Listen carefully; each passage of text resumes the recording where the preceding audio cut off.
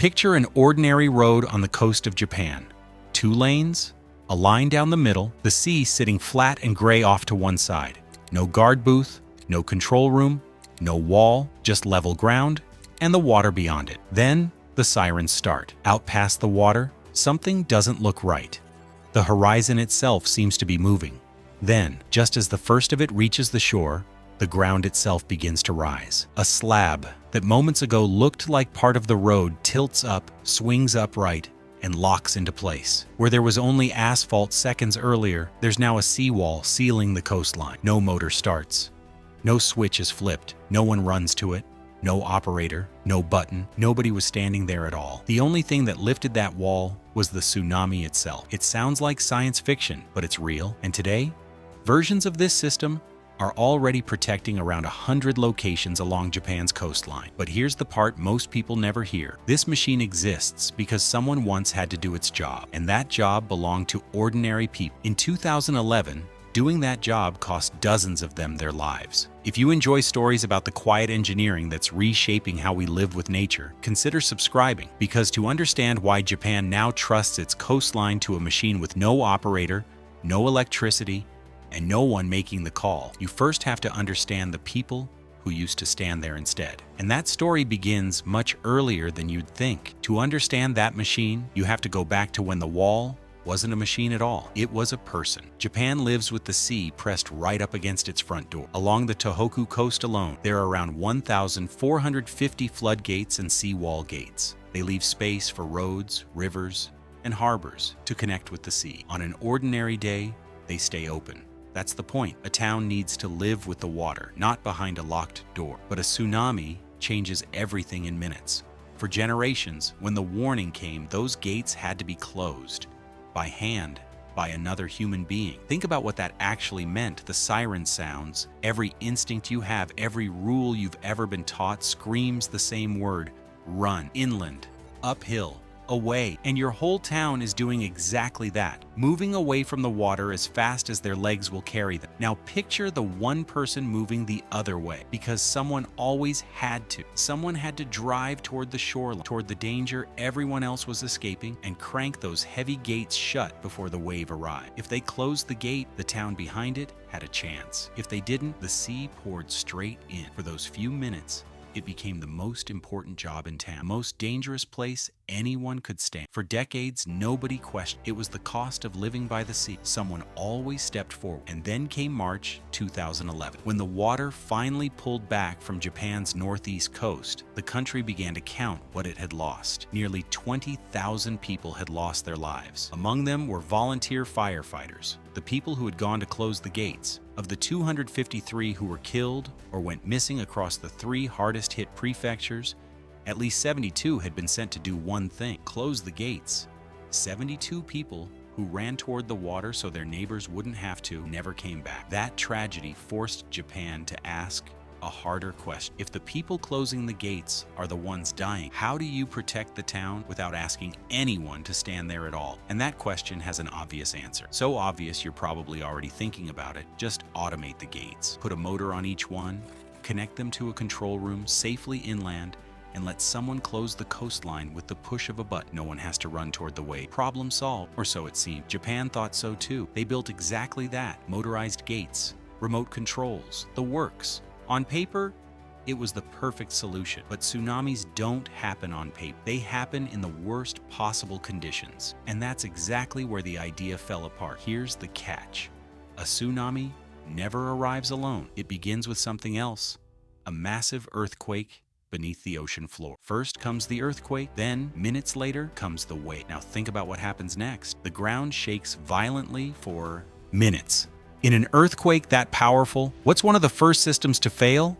The power. The lines snap, the grid goes dark, the network goes silent. The exact moment you need that remote, it can't respond. This isn't a guess, it's what happened. In Iwate Prefecture, only about 33 of roughly 600 floodgates could even be operated remotely. And when the earthquake cut the power, even those remote systems stopped working. The technology meant to keep people safe simply switched off right when the clock started ticking. So it fell back on the only thing that still worked. A person got in a vehicle, drove down toward the sea, and closed the gates by hand. The technology hadn't removed the danger. It had only delayed the moment it returned to a human being. That changed the question completely.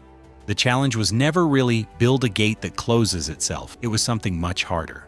Build a gate that still works when the power is gone, the motors are silent, and the network is dead. Because that blackout isn't the failure. It's the moment the system matters most. That left engineers with one idea that sounded almost backwards. If you can't rely on any power to close the gate, what if you stopped trying to power it at all and let the tsunami close it for you? At first, it sounds like a riddle. Use the tsunami to stop the tsunami? That's like asking a fire to put itself out. But once you stop thinking about a tsunami as an enemy and start thinking about it as simply moving water, the idea suddenly makes sense. A tsunami isn't only destructive, it's also unimaginably heavy, an enormous, unstoppable mass of water arriving with tremendous force. So the engineers asked a surprisingly simple question: what if you didn't fight that force? What if you used it? That is exactly the idea behind a system called NeoReese, and its name tells the whole story. No energy, no operation, rising seawall. It was developed by the Japanese engineering company Hitachi Zosen, now called Kanadevia, and the remarkable part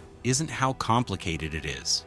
It's how simple it is. Most of the time, there's no wall there at all. The barrier lies flat on the ground, folded down flush like part of the pavement. Cars drive over it. People walk across it. The view of the sea stays open. The town lives exactly the way a coastal town wants to live, connected to the water, not walled off from it. Then the flood comes. And this is the clever part. That flat panel isn't solid, it's afloat. As the water rushes in and rises around it, it does to that panel exactly what water does to anything that floats. It lifts it. Counterweights on cables help the panel swing upright, and it locks into a standing wall. As the water rises, the wall rises with it. The tsunami raises the very barrier meant to hold it back. And think about what that quietly solves. There's no motor to burn out, no signal to miss, no power line to snap in the earth, no control, and no person. Nobody has to drive toward the sea, because the tsunami itself becomes the operator. There's another advantage people rarely think about. Because the flood is the trigger, the wall doesn't slam shut too early. It rises only as the water actually arrives, giving people every possible second to keep moving toward higher ground. No electricity, no operator, no one has to stay behind. On paper, it looks like the answer to every weakness 2011 exposed. But every engineering idea looks brilliant on paper. A real coastline is cold, violent, and unforgiving. So there's only one question left. When the next tsunami arrives, not in a laboratory, but on a real shore, does it actually work? It's a fair question, and it's the exact question a good engineer asks too, because history is full of brilliant ideas that worked perfectly in testing and failed the moment the real world got involved. So let's be honest about what NeoReese has actually proved and what it hasn't. Start in the laboratory. Before a single gate was installed on a real coastline, they were pushed to their limits in the lab. Engineers built them at scale and hit them with surging water in giant wave tanks again and again. They were looking for one answer above all. Would the panel rise fast enough? And once it was upright, would it stay there? Test after test, it did exactly what it was designed to do. It rose. It was held. It sealed the gap. Testing wasn't the finish line. It was the beginning. Since the first installations in 2014, these rising walls have been installed at around 100 locations along Japan's coast, tucked into gaps in seawalls, guarding harbor openings, quietly folded into ordinary roads. Engineers have even studied them to protect the flood-vulnerable openings of power plants, the exact weak points that turned into disasters in 2011. But here's where honesty matters most, and this is the line we won't cross. These gates have not yet stood in front of a full 2011 scale monster wave on a real coast. That day hasn't come. So anyone claiming this system has already defeated a 2011 scale tsunami is making a promise the evidence doesn't yet support. What it has done is pass every test engineers have put in front of it and quietly spread, gate by gate, along a coastline that knows exactly what's coming someday. There's something else worth noticing. They didn't install these gates and forget about them. Even a wall with no motor and no power still gets inspected, checked, and tested by hand, over and over. Passive doesn't mean forgotten. It means the moment of danger no longer depends on someone being there, because that was the whole point. Not to replace the courage of the people who once ran toward the water, to remove the need for anyone to run at all. Which brings us to the next surprise. If a system like this works so well without risking a single one, why isn't every coastline in Japan lined with them? And stranger still, why, after building all of this, does Japan still tell its people the same thing it always has? When the water comes, run. To answer that,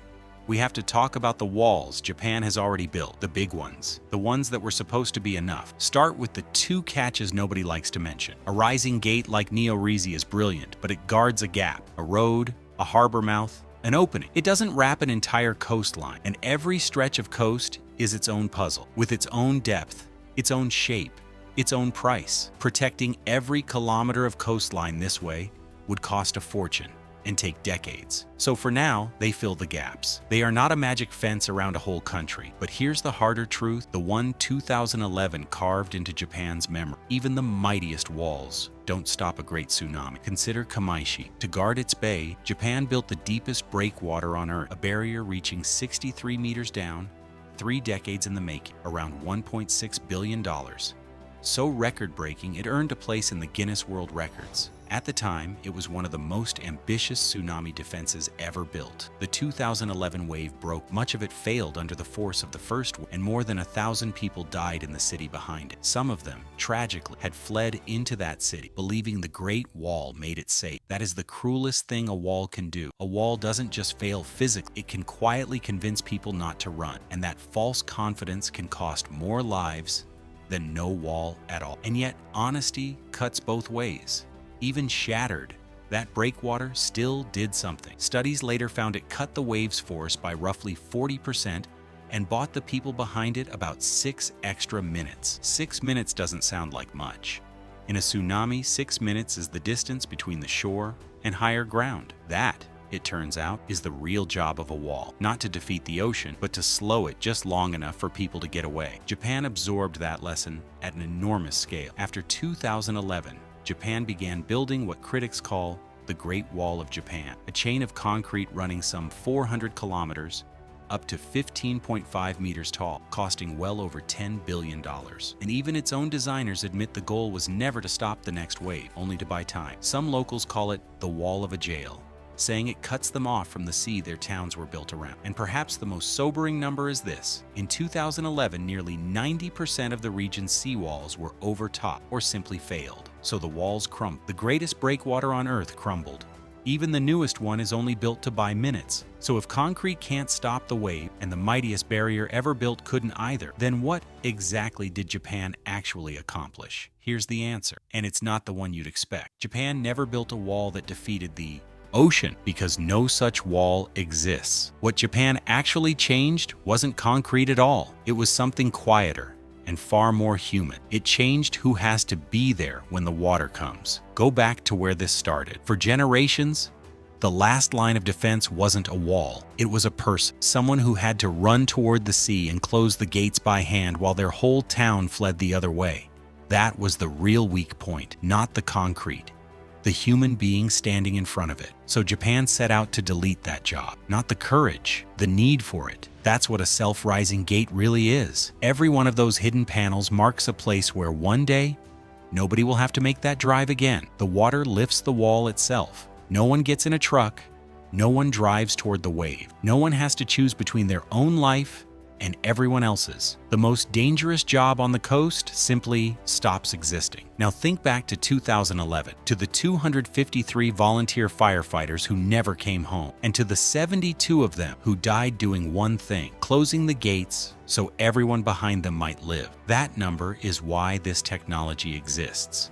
These gates were born from a refusal that protecting a town should never again mean sacrificing the people protecting it. Every panel folded into a road is an attempt to make sure it never has to happen again, that the next time the sea rises, the wall rises with it, and every single person, firefighter included, is already running for high ground. Because the machine was never meant to replace their bravery. It was meant to make sure no one ever has to be that brave again. And maybe that's the real lesson this story was pointing toward all along. We tend to measure great engineering by force, the tallest tower, the strongest wall, the biggest push against nature. Japan spent decades and billions learning that this is the wrong measure. You cannot overpower the ocean. The world's deepest breakwater taught that lesson the day it failed. so they stopped trying to win that fight. They accepted a harder, humbler truth that nature will always be stronger, and the goal was never to defeat it. The goal was to lose fewer people to it. That's a different definition of engineering. Not the kind that conquers the sea, but the kind that understands it well enough to get